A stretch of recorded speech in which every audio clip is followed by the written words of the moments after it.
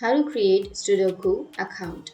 So if you want to create StuDocu account, then first you need to open up your StuDocu. So simply go for the search and search for StuDocu. Once you've searched, here you will have www.studoku.com. Go for the first.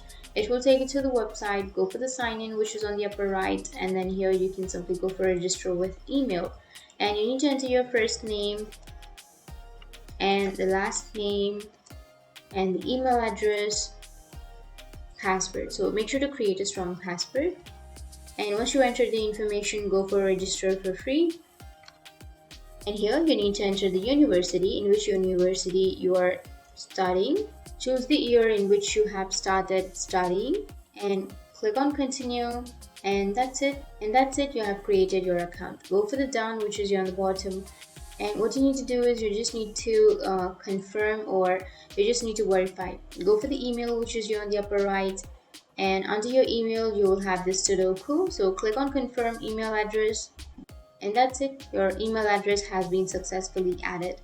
So that's how you can create your account. And if you have any questions, feel free to comment below. Thanks for watching.